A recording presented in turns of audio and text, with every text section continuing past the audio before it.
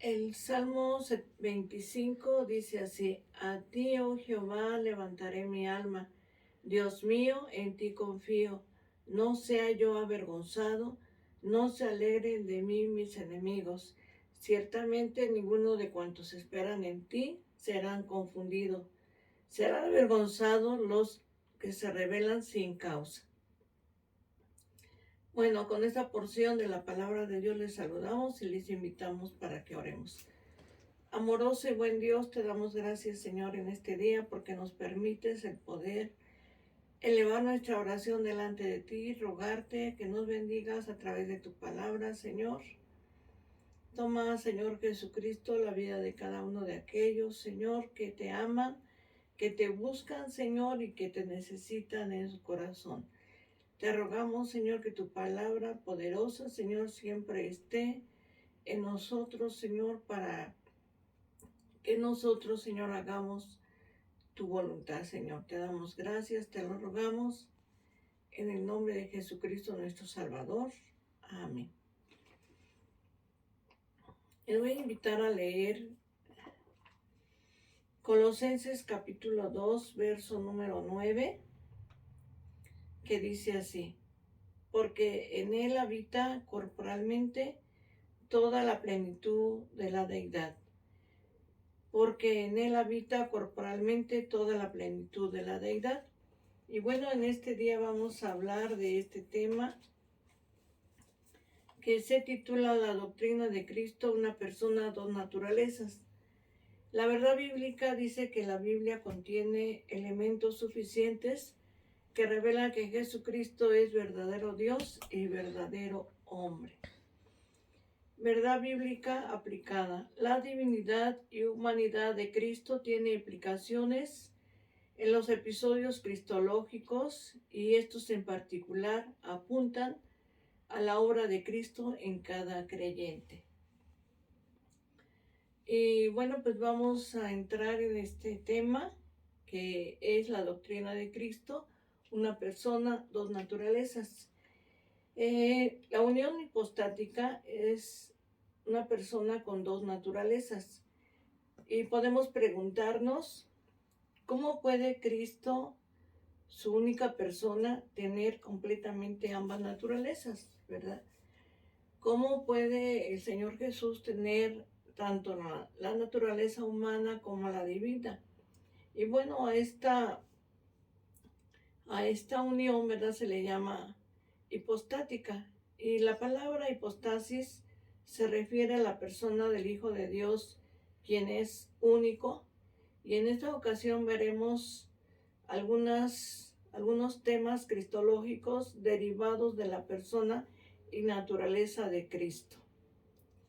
En el Evangelio de San Lucas, capítulo 9, verso número 29, lo vamos a leer.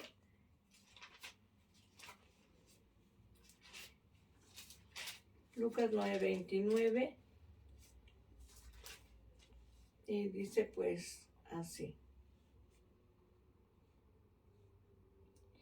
y entre tanto que oraba, la apariencia de su rostro se hizo otra, y su vestido blanco y resplandeciente. Bueno, con este versículo, ¿verdad?, pues entramos a este tema y vamos a hablar de nuestro Señor Jesucristo. Primeramente, su bautismo.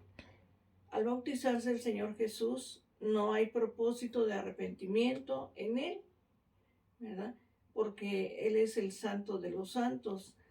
En su bautismo podemos encontrar que hay evidencia trinitaria pública, ¿verdad? Ahí se manifiesta la Divina Trinidad.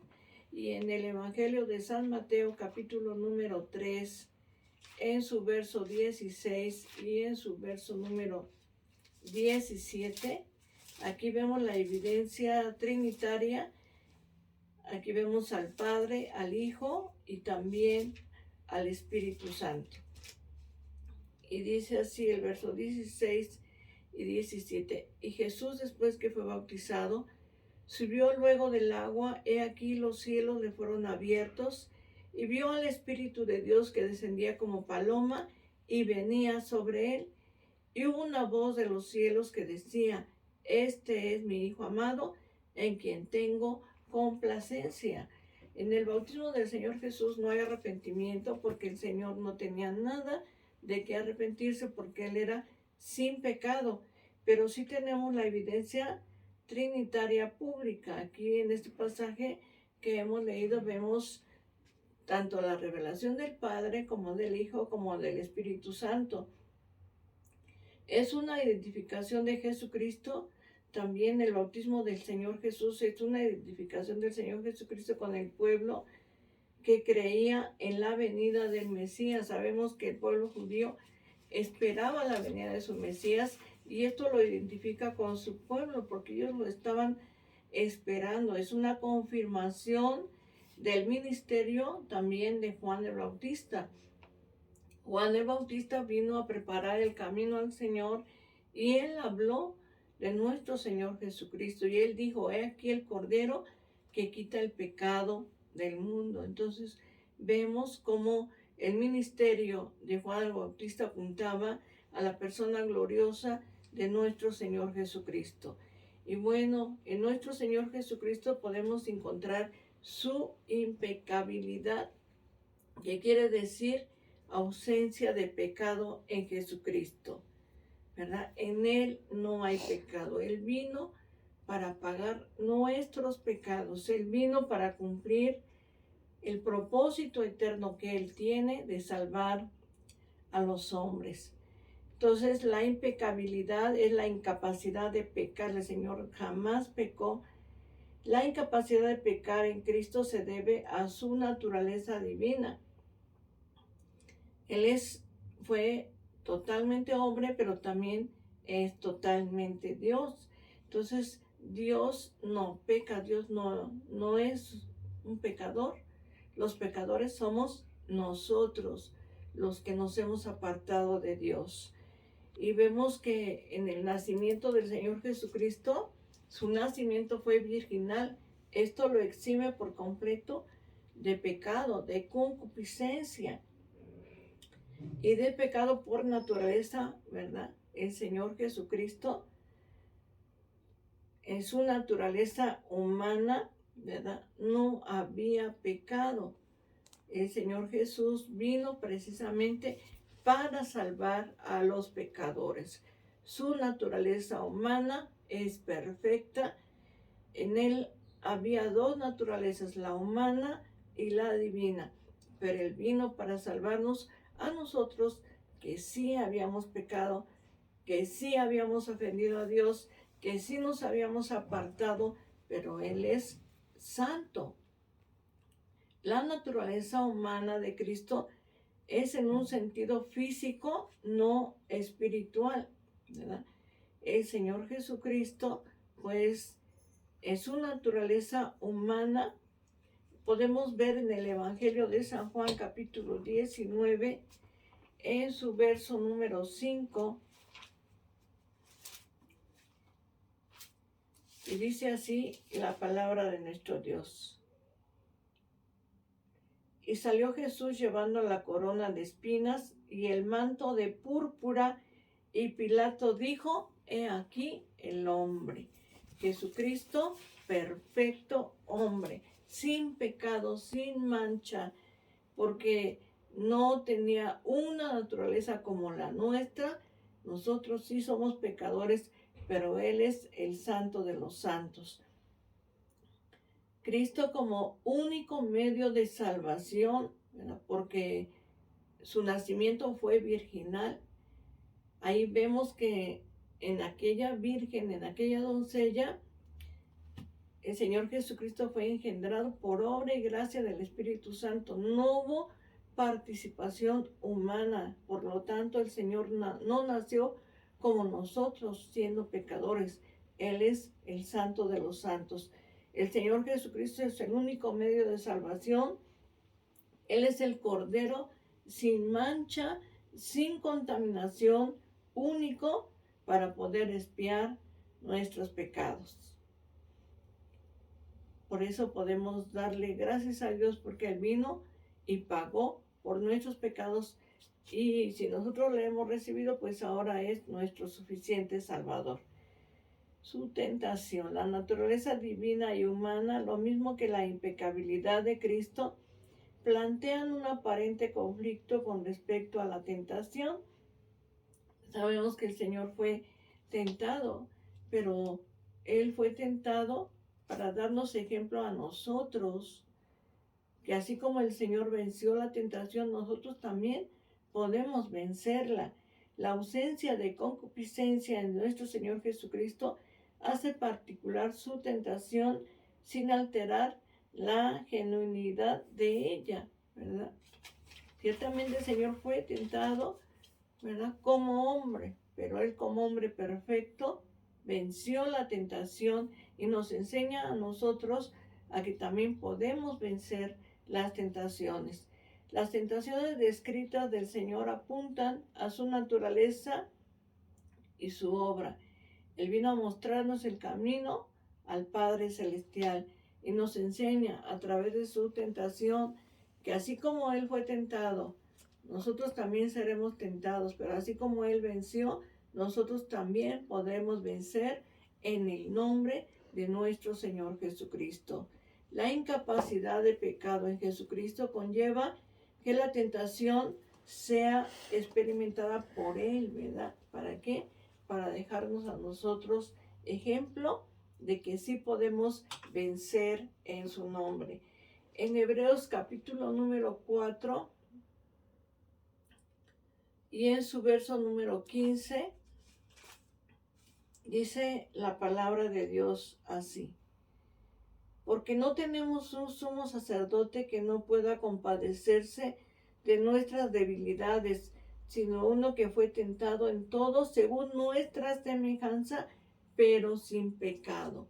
Él fue tentado en todo, así como nosotros, pero Él es sin pecado. Él venció la tentación, Él es el Hijo de Dios y nos enseña a nosotros a que también podamos vencer en su nombre. Dice el apóstol San Pablo, no hay tentación que no sea humana, y Dios, ¿verdad?, permite que pase eso, pero dice que así como Él permite la tentación, también, ¿verdad?, nos da la salida. El enemigo es el que tienta, el enemigo es el que pone la tentación, pero el Señor nos da también la salida. Es un error pensar que el Jesús histórico es diferente a la versión del Cristo de la Escritura, ¿verdad? Algunos piensan así, pero realmente no es así. Dice la palabra de Dios, y voy a invitarles a que podamos leer Hebreos 13:8. Dice la palabra de Dios así en el verso número 8. Jesucristo es el mismo ayer, hoy y por los siglos, ¿verdad? Jesucristo es el mismo Jesús histórico, es el mismo que habla la palabra de nuestro Dios. Pablo escribe a Timoteo, le dice: acuérdate de Jesucristo, del linaje de David, ¿verdad?, predicado de acuerdo al Evangelio. Entonces, en conformidad con el Cristo de la historia, ¿verdad?, es el Cristo que predicamos conforme al Evangelio de nuestro Señor Jesucristo. Nosotros hemos conocido a Cristo y por medio de Él tenemos una relación con el Padre Celestial, una vida abundante, ¿verdad?, y una vida eterna. De ahí que dice el apóstol San Juan: estamos en el verdadero, es su Hijo Jesucristo. Este es el verdadero Dios y la vida eterna. Cada uno de los episodios cristológicos están conectados con la obra de Cristo con el creyente, su bautismo, impecabilidad y tentación.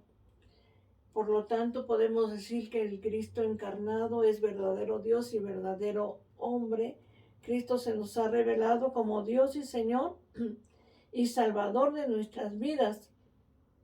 Cristo ahora es una realidad en cada creyente, y esto, ¿verdad?, podemos decirlo hoy en este día, que Cristo es una realidad en la vida de cada uno de nosotros. Le damos gracias a Dios porque podemos conocer a Jesucristo y a través de Él poder tener una relación con el Padre Celestial.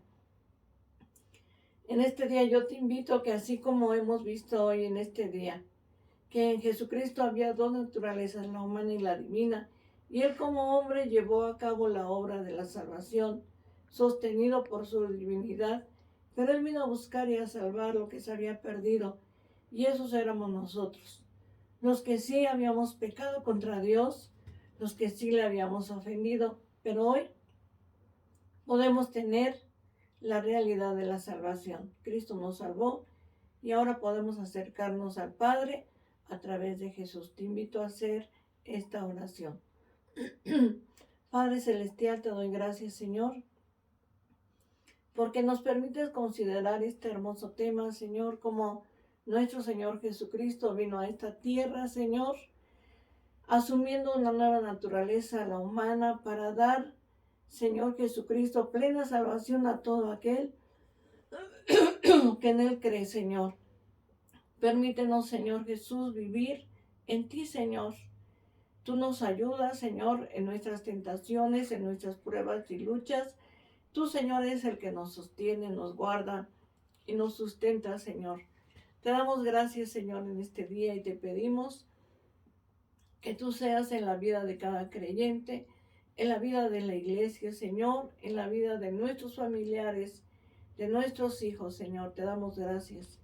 En este día te lo estamos suplicando. Gracias por estar con nosotros. En el nombre de nuestro Señor y Salvador Jesucristo. Amén. Te voy a invitar a leer el Salmo número 23, que dice así: Jehová es mi pastor, nada me faltará. En lugares de delicados pastos me hará descansar. Junto a aguas de reposo me pastoreará. Confortará mi alma. Me guiará por sendas de justicia, por amor de su nombre. Aunque ande en valle de sombra de muerte, no temeré mal alguno, porque tú estarás conmigo. Tu vara y tu cayado me infundirán aliento. Aderezas mesa delante de mí, en presencia de mis angustiadores. Unges mi cabeza con aceite, mi copa está rebosando. Ciertamente el bien y la misericordia me seguirán todos los días de mi vida, y en la casa de Jehová moraré por largos días. Amén. Que Dios te bendiga, la paz de Dios.